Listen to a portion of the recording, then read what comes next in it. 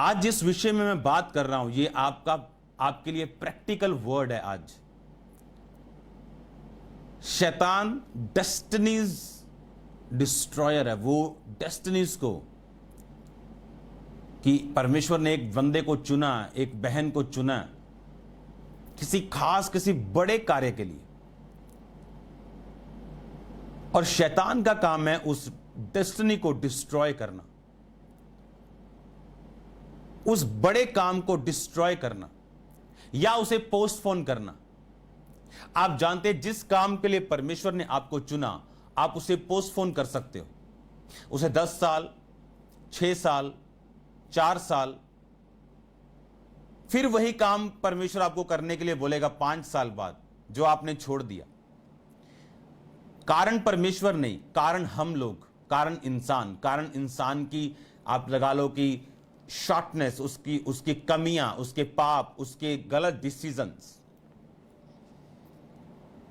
और शैतान ये चाहता है कि हमारी डेस्टिनीज हम पोस्टपोन करें। अगर आप बाइबल पढ़ेंगे, अगर आप न्यायों की पुस्तक उसका 6 बाप उसकी 1 आयत से लेके आज 32 आयत तक आप पढ़ेंगे, मैं उनमें से कुछ आयतों को पढ़ूंगा।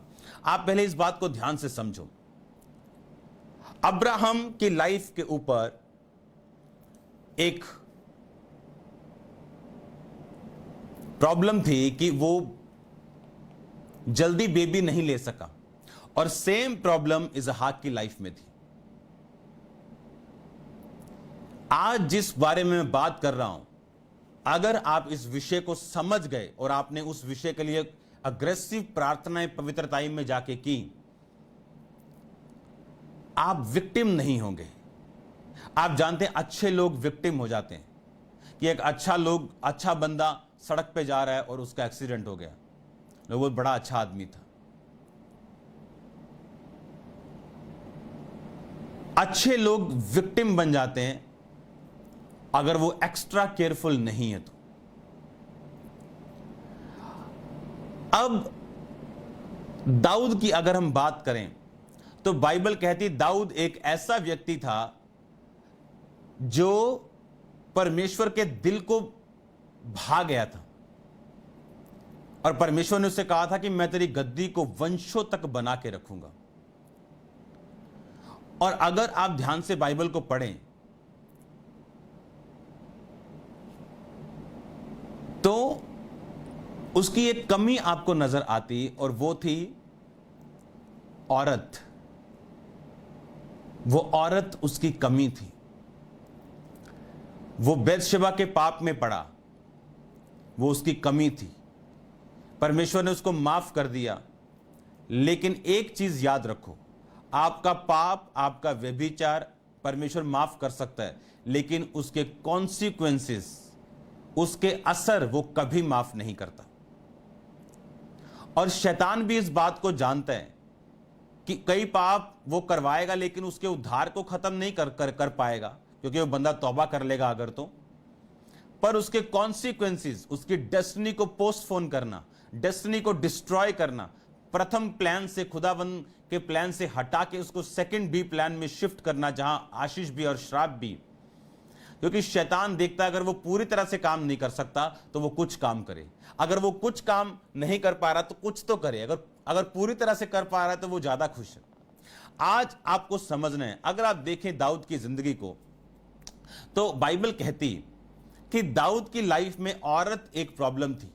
आप जानते जब दाऊद बूढ़ा हो गया, और बाइबल कहती उसका शरीर गर्म नहीं रहता था, उसके जो नौकर थे, उसके जो पर्सनल लोग थे, उनको भी ये चीज मालूम थी कि दाऊद को, अब देखो उन्होंने दाऊद को दवाई लाके नहीं दी कि भाई साहब ये पैरासीटामोल खा लो, ये तुलसी की चाय पी लो।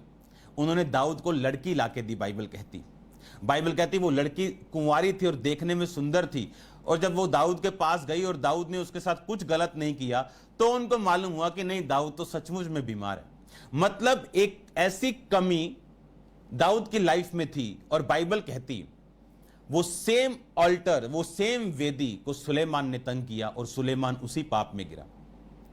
अगर आप देखें दाऊद औरत के पाप में गिरा तो सुलेमान भी औरत के पाप में गिरा। और बाइबल कहती है सुलेमान के उस पाप के कारण परमेश्वर ने बहुत सा काम इज़राइल में से अपना खत्म किया। और आप देखते हैं परमेश्वर ने फिर वैसे कार्य उनके बच्चों और उनके पोतों की जिंदगी में नहीं किए जो दाऊद और उनकी जिंदगी में किए, सुलेमान की जिंदगी में किए। अगर आप फैमिली वेदी को ना समझे, अगर आप ये नहीं समझे कि कुछ चीजें आपकी फैमिली अल्टर से हैं, कुछ चीजें आपकी वेदियों से हैं, कुछ चीजें अगर आप आत्मिक चीजों को नहीं समझे तो विक्टिम बनने में फिर देर नहीं लगती। अगर आज मैं आपको उससे पहले वर्ड पढ़ने के लिए प्रेरित करता हूं। हम न्यायों की पुस्तक 6 की 1 बाब से शुरू करेंगे। मैं इसे पढ़ता हूं। तब इस्राएलियों ने यहोवा की दृष्टि में बुरा किया, इसलिए यहोवा ने उन्हें मिधानियों के वश में 7 वर्ष तक रखा। मिधानी इस्राएलियों पर प्रबल हो गए और मिधानियों के डर के मारे इस्राएलियों ने पहाड़ों के गहरे खड्डों, गुफाओं और किलों में अपने निवास बना लिए। जब जब इस्राएली बीज बोते तब तब मिधानी और अमालेकी और पूर्वी लोग उनके विरुद्ध चढ़ाई करके अज्जा तक छावनी डाल डालकर भूमि की उपज नष्ट कर डालते थे और इस्राएलियों के लिए ना तो भोजन वस्तु, ना भेड़ बकरी और ना गाय बैल और ना गधा छोड़ते थे, क्योंकि वे अपने पशुओं और डेरों को लिए हुए चढ़ाई करते और टिड्डियों के दल के समान बहुत आते थे। उनके ऊंट भी अनगिनत होते थे, वे देश को उजाड़ने के लिए उसमें आया करते थे। मिधानियों के कारण इस्राएल बड़ी दुर्दशा में पड़ गया। तब इस्राएलियों ने यहोवा की दुहाई दी। तब इस्राएलियों ने मिधानियों के कारण यहोवा की दुहाई दी और यहोवा ने इस्राएलियों के पास एक नबी भेजा। उसने कहा, इस्राएल का परमेश्वर यहोवा यूं कहता है, मैं तुमको मिस्र में से ले आया और दास्तव के घर से निकाल ले आया, और मैं तुमको मिस्रियों के हाथ से, वरन जितने तुम पर अंधेर करते थे उन सबों के हाथ से छुड़ाया। उनको तुम्हारे सामने से बरबस निकालकर तुम्हें देश दे दिया। और मैंने तुमसे कहा, मैं तुम्हारा परमेश्वर यहोवा हूं। एमोरी लोग जिनके देश में तुम रहते हो, उनके देवताओं का भय ना मानना, परंतु तुमने मेरा कहना नहीं माना। यहोवा का दूत आकर उस बांज वृक्ष के तले बैठ गया, और ओपरा के एबीएजर योहाश का था। उसका पुत्र गिदोन एक दाख रस के कुंड में गेहूं इसलिए झाड़ रहा था कि मिधानियों से छिपा रखे। उसको यहोवा के दूत ने दर्शन देकर कहा, हे शूरवीर सूरमा, यहोवा तेरे संग है। अब मैं 25 आयत को पढ़ना चाहूंगा। फिर उसी रात को यहोवा ने गिदोन से कहा, अपने पिता का जवान बैल अर्थात दूसरा 7 वर्ष का बैल ले, और बाल की जो वेदी तेरे पिता की है उसे गिरा दे, और जो अशेरा देवी उसके पास है उसे काट डाल। उस दृढ़ स्थान की चोटी की ठहराई हुई रीति से अपने परमेश्वर यहोवा की वेदी बना।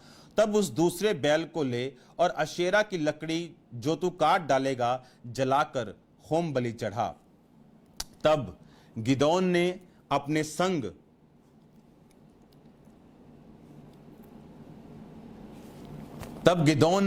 संग दासों को लेकर यहोवा के वचन के अनुसार किया, परंतु अपने पिता के घराने और नगर के लोगों के डर के मारे वो काम दिन को ना कर सका, इसलिए रात में किया। नगर के लोग सवेरे उठ के क्या देखते हैं कि बाल की वेदी गिरी पड़ी है, उसके पास अशेरा कटी पड़ी है, दूसरा बैल बनाई हुई वेदी पर चढ़ाया गया है। हालेलुया। ये एक प्योर डेमोन्स्ट्रेशन है जो आपने पढ़ा। अगर आप अपनी लाइफ में न्यायों 6 बाब पूरा पढ़ लें, आपको सक्सेसफुल होने से कोई रोक नहीं सकता। आपको क्या लगता है बाइबल पुराना नियम हमें आज क्यों दिया गया? अगर हमें पुराने नियम की जरूरत ना होती तो होली स्पिरिट अलाउ ना करता कि हम इसे पढ़ें, हमारे पास सिर्फ नया नियम होता। चेलों के पास नया नियम नहीं था, वो पुराने नियम से परमेश्वर के बारे में प्रचार करते थे। जीसस क्राइस्ट के बारे में जितना जिक्र पुराने नियम में, नए नियम में भी इतना नहीं। ऑलमोस्ट हर पुस्तक में यीशु मसीह का जिक्र है पुराने नियम में, अगर आप ध्यान से पढ़े तो। अगर आप इसको पढ़ें तो बाइबल कहती इजराइलियों ने यहोवा की दृष्टि में बुरा किया और यहोवा ने उन्हें मिद्यानियों के वश में कर दिया। और जब दुहाई दी तो उस परमेश्वर का दास नबी आके बोलता है कि तुमने यहोवा की बात को नहीं माना, परमेश्वर ने तुम्हें मिस्र से निकाला, पुरानी जिंदगी से निकाला, बीमारियों से निकाला, पाप से निकाला, लेकिन तुम जब उन देशों में आए तो परमेश्वर ने कहा इन लोगों के साथ दोस्ती मत करना, इनके देवताओं का भय ना मानना, परंतु तुमने ऐसा नहीं किया, तुमने वही देवताओं का भय माना, वही मूर्तियां स्थापित की, अब यहोवा तुम्हारे खिलाफ है। अगर आप ध्यान से बाइबल पढ़ो तो परमेश्वर ने फिर गिदोन को चुना कि तू जाके उस काम को करेगा जो काम मैं तुझसे कहूंगा, जा अपने पिता की खड़ी हुई मूर्ति को गिरा डाल, उस शेरा को काट डाल। अब परमेश्वर ने ऐसा क्यों कहा? क्योंकि परमेश्वर यह जानता था कि मिद्यानियों के साथ लड़के गिदोन कभी फतह नहीं प्राप्त कर सकता जब तक यह अपनी फैमिली की वेदियों को गिराता नहीं। अगर आपकी माता को यूट्रस में प्रॉब्लम है तो उसकी बेटी आज से प्रार्थना करना शुरू करेगी कि मेरे यूट्रस में कभी रसौली ना हो, कभी प्रॉब्लम ना हो। अगर आपके फादर को कैंसर है और आप बिल्कुल स्वस्थ हैं, इसका मतलब यह नहीं कि आपको प्रार्थना की जरूरत नहीं। वो डॉक्टर कहते हैं आपके फादर को शुगर, अच्छा आपको भी शुगर, अगर मैं तो मीठा नहीं खाता हूं, मैं तो बड़ी एक्सरसाइज भी करता हूं, लेकिन आपकी फैमिली में है ना, तो आप में आ गई। क्या हो गया फैमिली में? मेरे फादर मान लो अमृतसर में रहते हैं, कोई बेटा उनका लुधियाना में रहता है, पर अगर आप फैमिली वेदियों को डिस्ट्रॉय नहीं करेंगे, अगर आप फैमिली वेदियों को नहीं गिराएंगे अपनी आत्मा में, बाइबल कहती परमेश्वर ने गिदोन से कहा तू ऐसा कर, उसकी वेदी को गिरा और यहोवा की वेदी बना और उस पर बैल चढ़ा। इसका मतलब कुछ वेदियां आपको बनाने की जरूरत है। कौन सी? अगर यहोवा की वेदी गिरी, वो व्यभिचार से गिरी हो सकती। आप जानते एक बात को, आपको ऐसे दोस्तों की जरूरत है जो आपके अंदर परमेश्वर का भय रखें। आपको ऐसा वचन सुनने की जरूरत है जो भय आपके अंदर बना के रखे। आपको वो वचन नहीं चाहिए जो सिर्फ बरकत मिल जाए, आशीष मिल जाए। वो वचन आपके लिए है, बरकतें आशीषें आपके लिए हैं, मिरेकल्स हैं, ताकतें, वो सारी परमेश्वर की आपसे संबंधित हैं। लेकिन आपको वो वर्ड चाहिए जो आपके अंदर डर पैदा कर सके इस वचन के प्रति। आप जानते हैं व्यभिचार करने वाले लोग, आप जानते हैं कि अपनी डेस्टिनी को पोस्टपोन कर लेते हैं, अपनी डेस्टिनी को पोस्टपोन करते हैं। जैसे एक मीटिंग आज होनी पोस्टपोन हो गई अगले साल के लिए, 10 साल के लिए, 4 साल के लिए। आज एक प्रोजेक्ट शुरू होना था इंडिया में या कहीं भी, वो पोस्टपोन हो गया अगले 4 साल के लिए। व्यभिचारी लोग, चोरी करने वाले लोग अपनी डेस्टिनी को पोस्टपोन करते हैं। आप जानते परमेश्वर ने कहा तुमने मेरी दृष्टि में बुरा किया, इसलिए मैंने तुम्हें शत्रु के वश में कर दिया। अब गिदोन को परमेश्वर ने चुना। परमेश्वर ने कहा गिदोन, मिद्यानियों को मारने से पहले तुझे काम करना पड़ेगा और अपनी फैमिली ऑल्टर्स को तुम्हें खत्म करना पड़ेगा। फैमिली, उसने ऑल्टर नहीं बनाया, उसने वो वेदी नहीं बनाई, लेकिन उसको उस वेदी के खिलाफ लड़ना था। अब मैं जानता हूं आप में कोई प्रॉब्लम नहीं, लेकिन आपको यह समझना है कि कौन सी प्रॉब्लम कहां से आ रही। अगर आपकी फैमिली में डाइवोर्स है और आप मैरिज करने वाले हो, तो मेरे भाई कमर कस लो इस प्रार्थना के लिए, कमर कस लो रात को आधा घंटा गैर भाषा बोल के और फिर तोड़ने के लिए कि डाइवोर्स के सब चीजें, सब दुष्ट आत्माएं, सब बंधन मैं उसे तोड़ता हूं। आपकी जितनी मर्जी बनती क्यों ना हो अपनी वाइफ से, आपको कंटिन्यू प्रेयर करनी, क्योंकि ये आपकी वेदी से आ रहा है, ये आपकी फैमिली से आ रहा है। आपकी फैमिली में गरीबी चलती आ रही है, आपके दादा ने प्रॉब्लम सही, आपके फादर ने सही, और ये आप पे आ रही है। और अगर आप सीधे ना हुए, शैतान आपको पाप में फंसाएगा, किसी चीज में फंसाएगा और आपको वहीं लेके जाएगा जहां आपके बाप दादा थे, उसी गरीबी के श्राप में। और जब तक आप उन वेदियों को ढाएंगे नहीं, कैसे ढानी है वेदी? प्रार्थना में। कैसे ढानी? फायर प्रेयर में। और अगर आप परमेश्वर की वेदी साथ नहीं बनाएंगे जो गिदोन ने किया और उस पर बैल चढ़ाया, यानी अपनी प्रार्थनाएं, अपने बीज, अपने सेक्रीफाइस, अपनी सेवा, अपना आप उस पर नहीं देंगे, आप अपनी फैमिली ऑल्टर से कभी फ्री नहीं हो सकते। द स्ट्रॉन्गेस्ट मैन, आपको सबसे अधिक खींचने वाली जो चीज है वो आपकी फैमिली अल्टर है। क्रिश्चियनिटी में